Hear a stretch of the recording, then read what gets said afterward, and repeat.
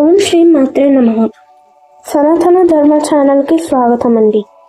October 3, 2024 నుండి October 11, 2024 వరకు మనం దేవీ నవరాత్రి పూజలు జరుపుకుంటాం. అయితే అమ్మవారి అలంకరణలు, నైవేద్యాలు తెలుసుకుందాం. మొదటి రోజు అక్టోబర్ 3 అమ్మవారు శ్రీ భారతపుర సుందరి దేవిగా దర్శనమిస్తారు.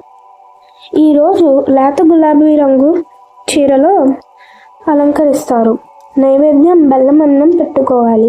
పువ్వులు ఎర్రని మందారాలతో కానీ గులాబీతో కానీ పూజ చేసుకోవాలి. రెండవ రోజు అక్టోబర్ 4 అమ్మవారు గాయత్రీదేవిగా దర్శనమిస్తారు.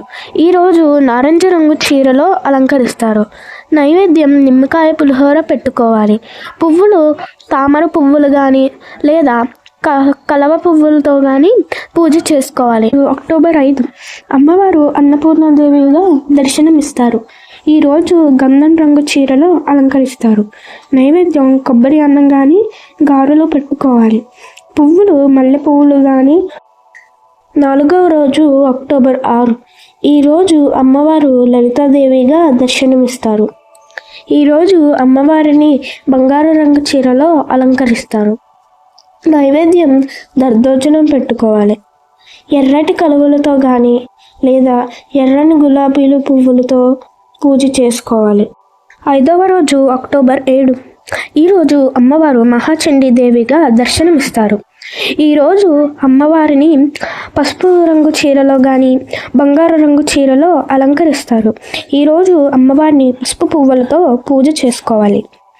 నైవేద్యం పులిహోర, వడపప్పు, చెలివిడి, పానకం వంటి నైవేద్యాలు సమర్పించుకోవాలి.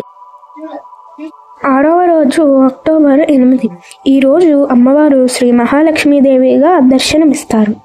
ఈరోజు అమ్మవారిని గులాబీ రంగు చీరలో అలంకరిస్తారు. నైవేద్యం చక్కెర పొంగలి సమర్పిస్తారు. పువ్వులు గులాబీ పువ్వులతో పూజిస్తారు.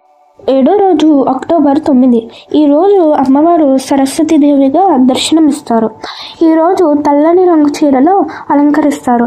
నైవేద్యం దద్దోజనం పెట్టాలి. తెల్లని పువ్వులతో పూజ చేసుకోవాలి. 8వ రోజు అక్టోబర్ 10 ఈరోజు అమ్మవారు దుర్గాదేవిగా దర్శనమిస్తారు.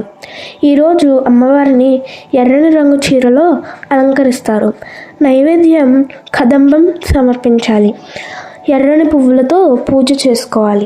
రోజు అక్టోబర్ 11 ఈరోజు అమ్మవారు మహిషాసురమర్దినిగా దర్శనమిస్తారు.